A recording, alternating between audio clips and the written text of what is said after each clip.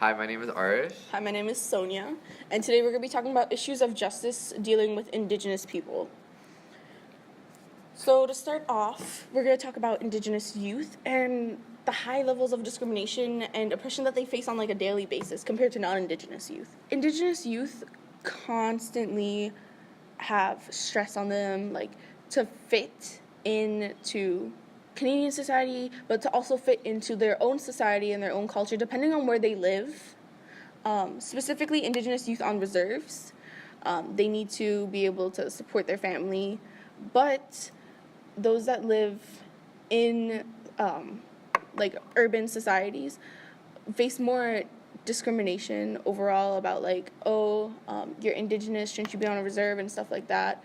They also face stresses of being like around substances because they constantly like have that stereotype about them. That's the only way they can cope. They're all like druggies and stuff. They're all drunks. Indigenous youth are at high risk of being kidnapped. And even when they are kidnapped, not enough is done by our country, government, and our judicial system itself to support them. And there are so many cases out in the West where these kids are kidnapped and not enough is being done. And when these kids are found, it's not like they're given enough methods of coping with what happened to them. It's like, oh, we got you back now. You're good. Thumbs up. Sorry, that they don't happened do to you. anything. They should literally be funding them so that they can cope with this through psychological... like self-help groups and stuff like that.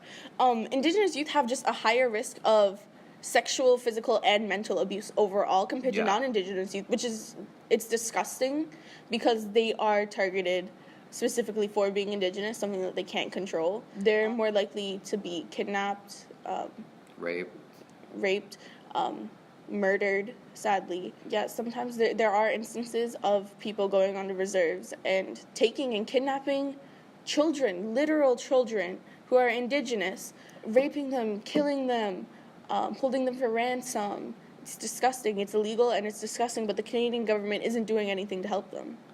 And when not enough funding is done and not enough is done to help them, they're forced to cope with the methods that are the stereotypes, such as taking drugs or taking alcohol to cope with what's happened to them. And it's not because that's what they want to do. It's the only way they have to cope. Like, they've never been able to cope in any other way. And there's any no other way groups to help them. There's no counselors. And even when there are, there's not enough in ratio to how many Indigenous people there are that are affected by kidnapping or any other type of like mental stress that they're given because of just being Indigenous in a society where people are like, why are you here? Like, why are you not on a reserve? Why aren't you like this? Why aren't you like that? Think about the stress that puts on their mental. Like, a lot of Indigenous people suffer from mental health issues, and they struggle with that, but they don't have the right resources. Like, plus some of them were never, like, taught, like, you go to a doctor. Like, us, in our society, we're taught, oh, you're sick, go to the doctor, free health care. Yeah. They don't have that, first of all. They, like, mental illness and stuff, like, a lot of people to this day around the country are like, oh, mental illness, like if you don't see the ailment, it doesn't exist. That's how a lot of people think. So obviously, Indigenous youth, it's much harder for them to accept and understand like what's going on with them mentally or physically. Secondly, it's just more stressful to try and find the right help because then even though that these safe places are so safe for me and you, they're not safe for the Indigenous youth sometimes. Exactly. Mm-hmm. A lot of this stuff derives from, like, discrimination. So let's talk about that. What are, like, some stereotypes that you hear? We hear a lot of Aboriginal. That's not good because it's saying that you're not supposed to be here and you're not original. Like, even though it makes no sense because the Indigenous people were here from the start. And for colonizers like the Europeans to come in here and say, oh, you're Aboriginal, it's saying that you're unoriginal. And that's... It's so messed up because it's like they were here before you. So if anything, the Europeans are Aboriginal. It doesn't make sense to be calling someone... And the whole thing is, why are you going to say that you're unoriginal when they had a different way of life? And then Europeans came and assimilated them in residential schools. Going back to youth in residential schools, the whole idea of residential schools was disgusting because they ripped children from homes, put them into a school, and they killed out their culture. Yeah, it was a cultural genocide. Yeah, the 60s scoop. Throughout the 60s, that's when it all started. They started taking these children. And it's so gross because they were just like pulled away from their home. Yeah, and if their parents didn't send them to the school, then they would be arrested. Kids did try to escape. Not many were successful. Sometimes the punishment for that was like no food, or they were killed. Some were sent away. Some even couldn't handle the stress of residential school and ended up suiciding. It's just so messed up because like these are kids. That's so sad that that's like the only option that they had. That is one of the options that they had, and it's so sad that hundreds, thousands took their own lives. Yeah. Me in that situation, I don't think I would be able to do that. Like what there are survivors living today, like, and they're able to talk about their stories. I don't know how you would even be able to like talk about it. It's so traumatic. That's one. That's brave of them to face that. Second of all, thank you to anyone who shares their story, because you're educating us. So many people need to hear that. Because it's one thing to just learn about it, but it's a whole other thing to be hearing it from a person firsthand. Like, this is what's happened to them. Yeah. This is not just some textbook story that we're forcing you to read, do some questions on. No. Like, this is the real shit. Like, it's happened to people. I think what's scary is that I was thinking about it, and my parents, like, they were around, like, the same age that would go into, like, residential schools and stuff. And it's like, if they were in Canada and they're brown skin, and it's like they could have been mistaken. They could have been sent to these schools, and like that's just horrifying to think of, that could have been my parents. And it's like, imagine like not growing up with like all that culture that we have now. Mm-hmm. It's like you're assimilating into like the white culture. Yeah, it's just, oh my God, it's horrible what the Europeans did to them with colonization. It's completely disgusting. They took their land. Now it puts all this stress on them, and all the Europeans created these stereotypes. Every single one was created because of European colonization. Another stereotype, savages. Disgusting. Disgusting. First word that comes to your mind. Disgusting. Savages, horrible. So many people use it today. Now, every day. Yeah, like, oh my God, dude, that was so savage. Oh, you're a savage, you did that. Oh my God, you completed like your essay that was due last week in one day. Savage. Or like, oh, you cussed off that teacher. Savage. Like, that's disgusting. Like, no, shut up. Like, no one understands the real context behind the term savage and how it was used in Canadian society, like, throughout this entire time. Like, the Europeans saw Indigenous people killing animals, but Indigenous people use every single part of the animal. It makes no sense for you to be judging someone when they're living a totally different lifestyle than you, and they've been, like, surviving off of that. Yeah. And it's like, Europeans called them savages, but, like, the Indigenous were paying homage to the land, like, every single day. Yeah. Sun ceremonies in the morning, they would, like, they would pray. Have they would pray for the animal. Yeah, they have all these rituals and stuff that are like, thank you, creator of the world, of the earth. Thank you. We appreciate you. Here are the resources. We're only taking what we need. Exactly. Overhunting, overfishing, all that stuff happened because of Europeans, not Indigenous. But now the Canadian government wants to put laws on the Indigenous, who all were forced to move up north, where there's barely any kind of vegetation, and they were forced. Now the government's trying to force them and be like, oh, well, you can't hunt because that's overhunting. And it's like, what else is there to eat?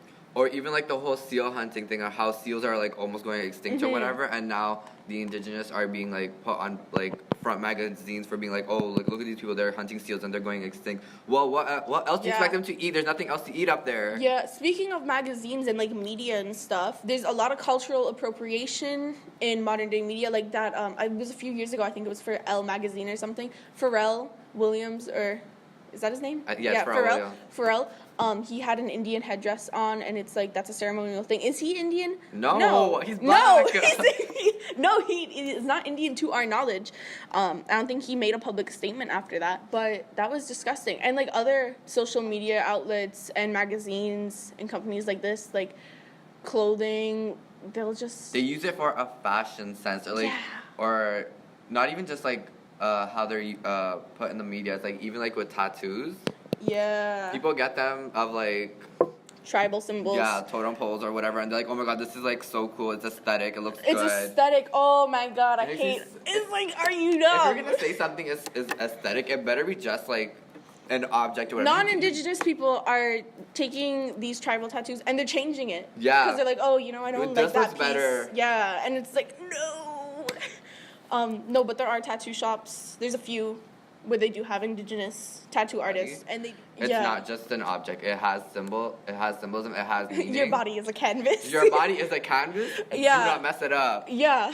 And if you're gonna put something on it, you better know what it means. Your tattoos tell your story. And Yeah. if you haven't been oppressed for being indigenous, why are you showboating on your arm a totem pole? Yeah. Like, do you know what that totem pole, like each animal on that represents? No, you don't. So why do you have it? Do you think, like, just saying that, oh, this looks good on my body, whatever? So many people are uneducated, and that's what's great about this course. We can educate people. But what's bad about this course is it's not mandatory. It is not mandatory. Disgusting. But Canadian history, which is filled with white, cis, European, heterosexual males. Oh my God. It's all the history books that we learn about in school from elementary to now. It's all written by white European men. About white European men. Stuff like Chinese head tax is like put in there, but it's like maybe like one sentence max. Yeah. They don't talk about how they killed all of the immigrants that they brought over. And it's so gross because they give like the... Praise? No, they give like the white version of the story. They only give it one perspective. They give it one perspective. They don't give it from the perspective of the indigenous. Like, if anything, there's like one page that says, oh, the indigenous were like this. Anyways, back to that's like the intro. That's the intro chapter of the history book. It's like indigenous were here. Second chapter. John A. MacDonald is our savior. Oh, Canada. Oh Like, let's talk about the national anthem that we have to stand up for every day. To be honest, I still don't know why we're supposed to stand up. Like, to this day, no one has educated me why we stand up. No one's told me, why do I need to take off my hat? And it's like, I get, like Canadian Army and stuff. I get that. They fought for the land like, pay respect to them. Yeah, I get that. But it's like, this song of Oh Canada is a colonizer song, as Miss Ivich would say. Yeah. Yeah, and it's so gross. It's like, when everybody stands up, when the theme comes on, it's like, damn, like, everybody's like, okay, like, colonizing happened, but no one really knows what it's really about. And it's just so scary because no one knows. The little statement that we have to say for announcements is like, we're on the new credit of First Nations of the Mississauga's new credit. Oh my God, we're on the first credit New Nations. No, we're on the Mississauga New Credit Valley. We're on the. Bro, see, this is what's so messed up. None of us even know it. And I'm on announcements, and I don't even know the full thing now. No, but we say a little spiel at the beginning. It's supposed to be a land acknowledgement. But no one knows what you're actually talking about. Mr. Conan literally said it's a land acknowledgement. He didn't give us any further instructions. He's like, it's a land acknowledgement. Read it every day. It's a part of Peel now. But what is that going to do if we don't educate children on what it is? I don't think people understand the severity of colonization.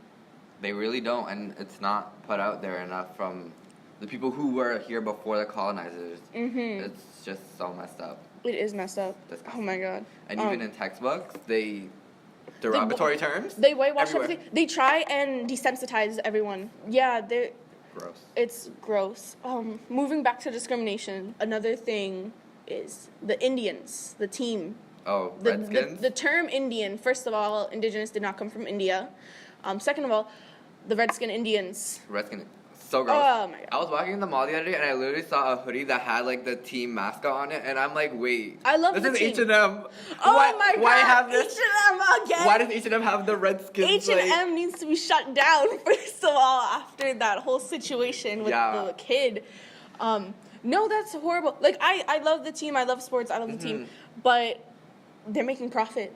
Yeah, the companies are making profit off of this, and the indigenous people are just like, okay, you're using our culture, you're basically using our identity, and using it for yourself. First of all, they also made it Redskins, like physically red, and it's like Indigenous had face paint and stuff that was like made from herbs and all this other stuff, and it was symbolic and ceremonial. And now it's like, oh, like this is our version of what we think you guys are all the time. Yeah, and like even at the games for Indians, they'll have the drums and the chanting. The chanting is so scary because it's like, no offense, but it's like all white people, and they're always like smacking their. What are those things called? The sticks thing that you smack against the window or whatever. What? A drumstick? What are you talking about? No, not a drumstick. It's like those blow up. Oh, I know what you're talking about, but I don't know the name. I don't know what it's called either. We're just gonna call it some stick thing. They smash it's like a balloon. balloon. Yeah, the balloon thing, and they're like smashing against the glass or whatever, and they're like chanting, and it's so messed up. It's honestly scary. They have their drums, and everybody's okay with it. Everybody's okay with it. Yeah, that's the thing. Everyone's okay with it, and also they wear like headdresses and stuff, and the face paint. Oh my god. Oh, speaking of which, let's talk about how the indigenous are used as a costume. Like Halloween costumes, they're over-sexualized. Over-sexualized. First of all. Second of all, they're highly stereotypical. They have wigs with long flowing hair. They have like those like the braids in or whatever. Yeah, like the female ones will be like really short. The guy ones will be like really short shorts or something. And you'll have like a muscular tan man. I don't even think that they're indigenous people, because I doubt that anyone who's indigenous. Yeah, people in the costume things, right? Yeah, I don't think on the actual picture of the costume, I don't think any indigenous person would like go and be like, pose for that. That has to be someone else. No, but that's disgusting, and like they'll have like some muscular person, and they'll just over-sexualize it, and it's honestly disgusting. Any more discriminating terms that we can think of right now? I don't know. You just need a moment to take all that in. I know. Honestly, I'm so worked up. I'm so worked up. It's disgusting. Oh, drunks. Drunks? Yeah, they call them drunks, and it's like Europeans brought over alcohol to trade with the indigenous. The indigenous had their own alcohol. Like their own version of whatever. Yeah, they had their own version of whatever. But the Europeans they brought over their own alcohol, and then they made them drink it like whenever it was like ceremonies and stuff, or whenever they were like spending nights or whatever, whenever they had like a little party. Yeah. Like they obviously brought alcohol because that's a thing, and they would get these indigenous people drunk, and then obviously their body's not used to the European alcohol, exactly. So they're probably acting like hungover and stuff. Maybe they're acting. They're probably acting out in general. They're acting like a drunk person, and it's like that's where that stereotype came from. Because the Europeans were like, oh well, you know what? They only want alcohol to trade with, and it's like no, the Europeans didn't bring anything else over besides the plague, exactly. but and everything else like herbs and everything. The indigenous had it. Yeah, so, like they couldn't. Like there was barely anything for the Europeans to trade. That the indigenous didn't need for survival. Yeah, because the indigenous, I don't think that they needed guns. Because, they were well off hunting the way they did. Exactly. So it's like the Europeans brought all of this stuff over, and then they stereotyped them and called them drunks, and now that lives with so many people today. And it's so messed up because it's like, imagine calling someone a drunk or whatever, and knowing that like the Europeans literally made this stereotype. Like you can, like there's definite proof that the Europeans made the entire stereotype, and it's just so messed up to be like, I'm calling you a drunk, but it's like the Europeans made it. Mm-hmm. Like, you know where the stereotype came from. Because you know how when stereotypes are used in society or whatever, or when you're just talking to people who use stereotypes, it's like, okay, but like this one you know like the origin for it. And it's just so messed up that people continue to still use it. Mm-hmm. No, but at the same time, I feel like a lot of people aren't educated. Like, think about it. All this history was like, no one knew anything about like residential schools and stuff. Tell me how I'm learning about it this year. I'm learning about it now. I didn't even know that residential schools were a thing until this year. Not even grade 10 history. Yeah, it not grade 10 history. It's disgusting. The Canadian system. Or maybe they do teach us, but they go over really quick. No. Last year, I remember grade 10. That was the first time I ever knew that colored people, homosexual people, and disabled people and elderly people were in the Holocaust. I specifically thought that it was a genocide of Jewish people. I didn't know that there were colored people and everyone in the Holocaust. And it's like, I get that you want to focus on that, but it's like, why am I now learning about this? I'm like, what, 15, 16? You can't just leave out some details. Yeah, and it's like, if you're going to teach history, teach all of history. Just like with this Canadian history that we have, you need to teach about the indigenous and how they were... All the history, not just like go over to the part that's like, oh yeah, we want to talk about this, this, and this, but we're not going to talk about what happened to the indigenous because it's not that important. Yeah. It doesn't make sense. Man, they're just so discriminated against to this day with all these stereotypes, which really stops them from like getting jobs and stuff. Yeah, and it just makes it hard for them to be a part of society because it's like everybody's judging them for the way they are. And in education, people are like, okay, well, like if they don't have schooling that's like standard to our civilization on reserves, then why don't they come to our schools? And it's like, yeah, but they're gonna face so much stereotyping and discrimination. And like, what's good is that the Canadian government now finally, they're doing not free education, but I'm pretty sure it's like majority paid for Indigenous people. Mm-hmm. There's a lot of mixed feelings about that. How do you feel? Okay, so we have to be really specific what we're talking about. Are you saying that like they're getting like money? No. So basically, it's not saying, oh, you're getting accepted into university because you're Indigenous. It's, we are going to pay for your schooling. Like, these are, and people have the misconception. It's not just every single Indigenous person who has status. You have to it's qualify. like people who are with status and like they live on reserves. Those are the people that get free education. And the people who are status and they live in like urban society, I'm not too sure if they get free education, but I'm pretty sure that there are grants now set up by other people because they understand what has happened in the past. And you can't even like be like, oh, they don't deserve grants or whatever, because it's not just them. Like, there is grants for just being black. Like, I'm pretty. There's like, grants for just being if your parents are immigrants. There's grants if you're the first person to go to college in your family. Yeah, my sister, she went to Seneca. And, like, they have a lot of stuff down there, and it's awesome. They have, like, all these self-help groups for Indigenous people and other cultures, too. Same with, like, York University. They have, like, all these cultural clubs. Our school's trying to get an MSA, Muslim Students Association. I think that's great. We need this kind of diversity. We really do. Yeah, but back to the tuition thing. Do you think that that's fair?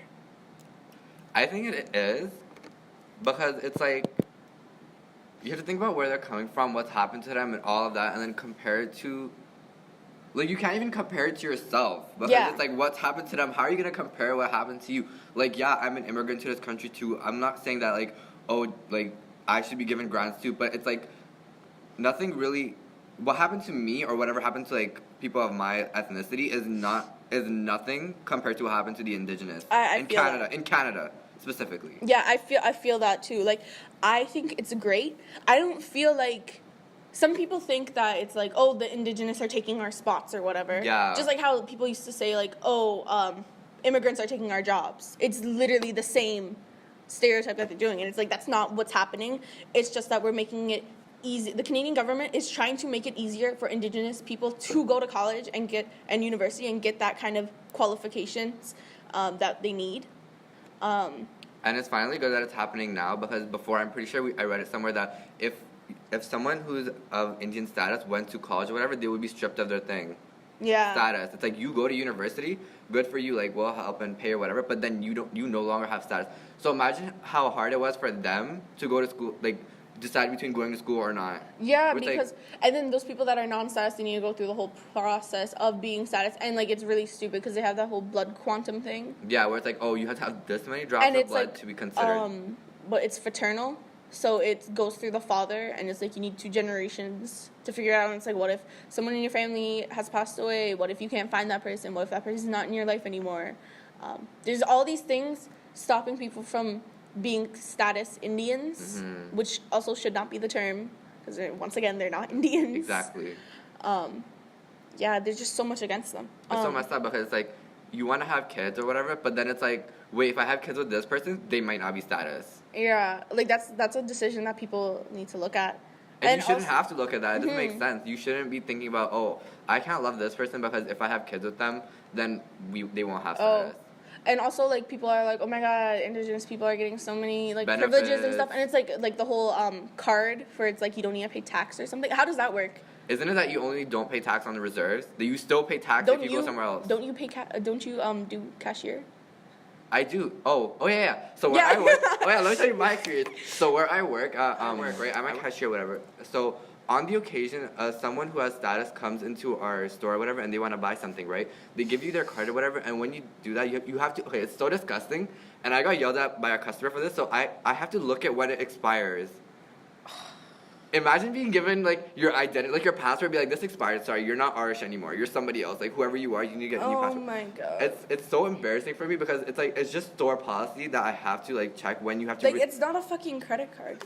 Yeah, so, like, so yeah, like, it's just embarrassing, because I have to flip over the card and be like, this card, you have to have it renewed by this, or it expires by this, and then I literally have to, like, it's so embarrassing, because you have to look at their picture, and it's like, because sometimes, one time I had this situation where, like, the mother brought her thing in, but she didn't have her card, but she had her son's card. Okay. And the son is a baby.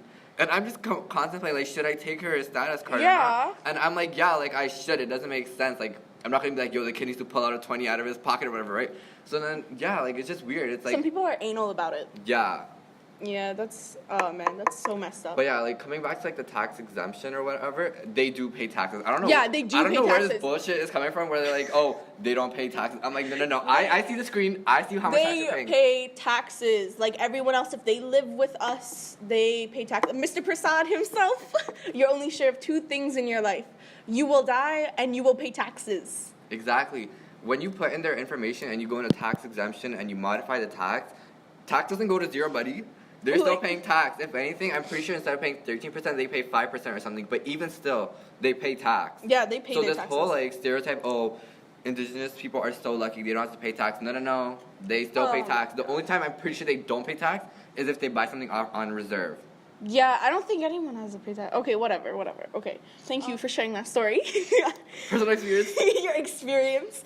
Let's move on to the judicial system, specifically of Canada. Our system fails Indigenous way too much. It's so constantly. sad. It's so sad. So I'm gonna read you a little spiel. So this is from the Mikisew Cree First Nations versus Canada. This was in 2005.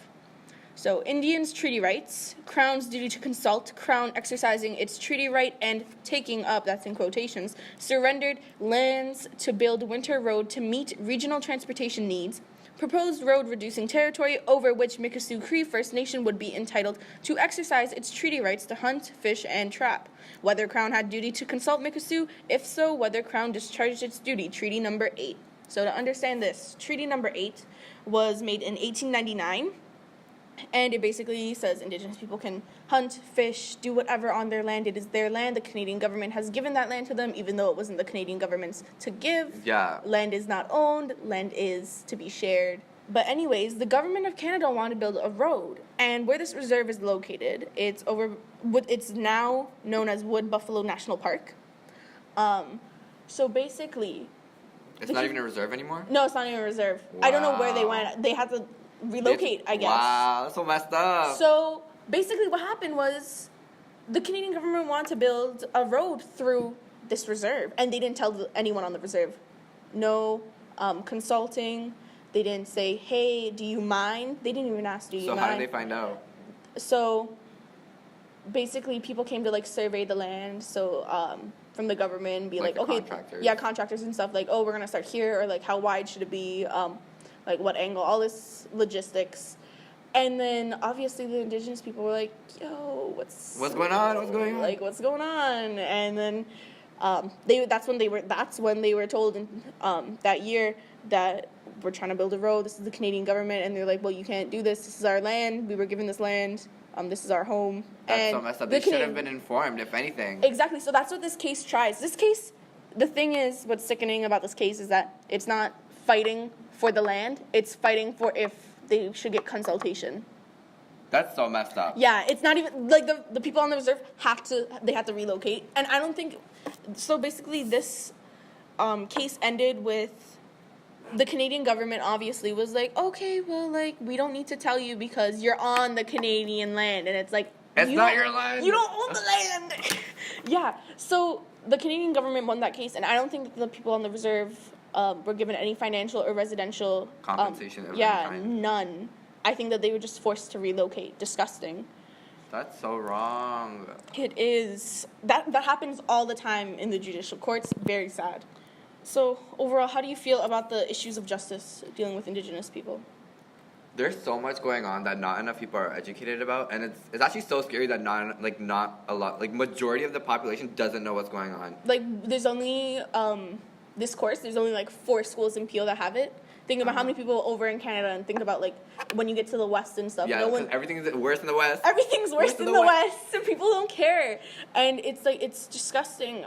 Look at how this class is really small compared to other classes, like gym and stuff. Like, yeah, there's, like, 14, like, 18 people, 20 people max in this class. Yeah, but gym class, 40 people. Like, this course right here should be mandatory for everyone. Or if anything, what you learn from this class should be implemented in a history course. Yes. You cannot just skip whatever we learn. This is mandatory. Tell me how I'm learning about residential schools in this class. Yeah, this is the first time I'm hearing of them. Like, this is horrible. I've learned a lot in this class, and I've learned a lot about how the justice system has failed Indigenous people. Speaking of the justice system, I have a cousin who lives in Manitoba, and he told me that, like, he just casually brought this up as if it's like it's a common thing, that he's like, He's like, yeah, the school I go to is so bad. Like every like other week or month or whatever, some Indigenous girl was getting kidnapped. And I'm What like, the hell? and I'm like, wait, hold up, what? What? Someone's getting kidnapped? Why am I now hearing about this? Oh my god. Oh, a lot of stuff in media, like they cover it up. It's They covered cover it up. They're like, oh, this is more important to talk about than this. Or they'll talk about it once. Yeah, like, once.